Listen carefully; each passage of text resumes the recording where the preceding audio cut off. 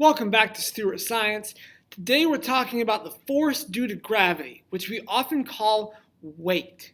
So the question is, does gravity pull on every object the same? And that's kind of a hard question to answer because gravity as a field does pull on everything the same. The same gravity acts on you that acts on me, that acts on this weight or this weight. Gravity is an equal pull, but different objects with different masses have a different force due to gravity.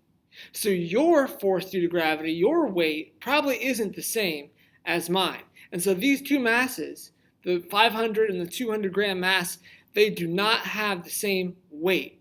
Gravity pulls on them the same, on the same planet, but they don't have the same force due to gravity. And so what we can do here, we can hang them from different scales. This is a spring scale. It's old school.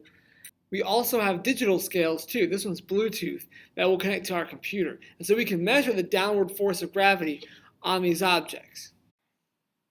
When we graph how the mass compares to the force due to gravity, we see points that look something like this.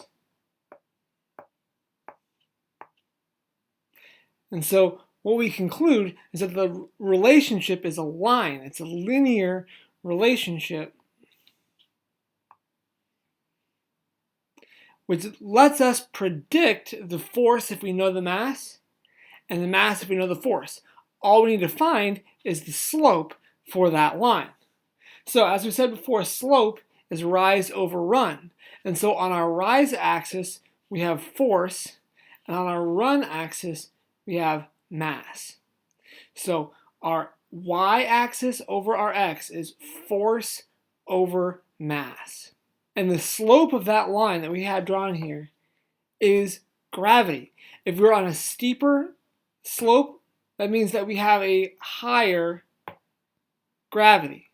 If we have a lower slope, that means our gravity is not as strong. So that blue line there might be something like the moon, and the red line might be something like Mars. And so for our experiment, what we found is that that line has a slope of 9.8, which means every 1 kilogram it rises 9.8 newtons. So our unit is 9.8 newtons per kilogram. And that's a measure of how strong gravity is. If gravity were stronger, we'd have a higher number. So for example, on the moon, the gravity is 1.6 newtons per kilogram, roughly 1/6 of what it is here on the Earth.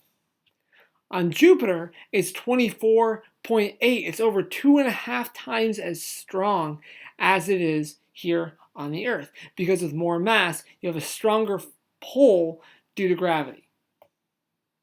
And so the conclusion that we draw from that relationship, the rise over run, force over mass equals gravity.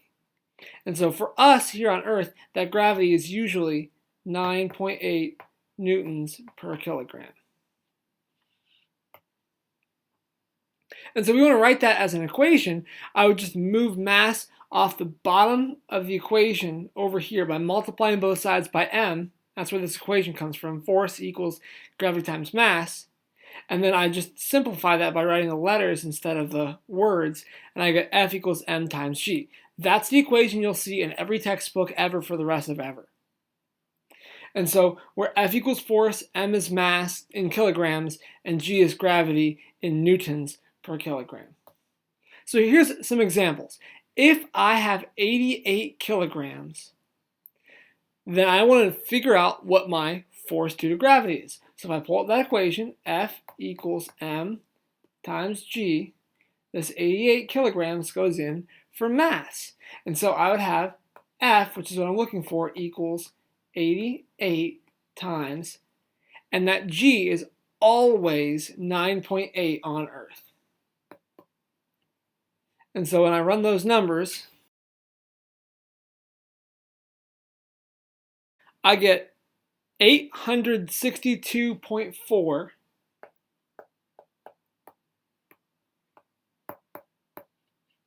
newtons, because I'm measuring force. That's my answer. Let's try another example. This time I gave you your force in newtons, and I might ask you to find mass. So I go back to that same equation, F equals m times g, but this time the information that I've given you goes in for F. So I have 685 equals m times, and that g is always 9.8. So I divide both sides by 9.8 to get m by itself, and I get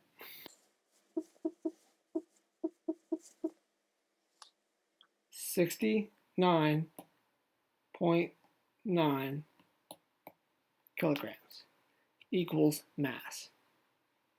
I'll do one more example. On a rare occasion, I might ask you to find the gravitational field strength. So usually the numbers that we're going to be working with, G is going to be 9.8. But if you know both the force and the mass, you can find what the G is for your planet. Now, I don't think this is super useful because you're not going to ever need to be calculating this because you'll never be on another planet. So 99 times out of 100, G just equals 9.8. But just for the fun of it, I could ask you to find the G in that equation. So remember, here's your equation. F equals m times G. I've given you 294 newtons, that's a force, and 79 kilograms, that's a mass. So I just plug my numbers in.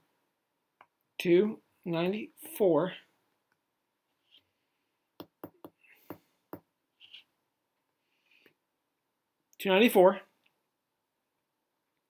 equals 79 times G.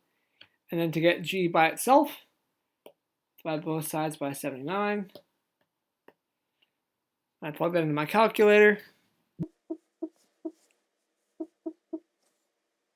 I get 3.72 newtons per kilogram, and that's gravity. So whatever planet or body or location I'm at has a gravity of 3.72 newtons per kilograms. That's roughly a third of what Earth's gravity is. I think I actually picked this problem because that's Mars gravity. So there you go. If I give you an equation, you can use this one right here. Plug your numbers where they go in that equation. Just use a little bit of algebra. Call it a day. Don't forget your units. As always, this is Mr. Stewart. Keep learning no matter what.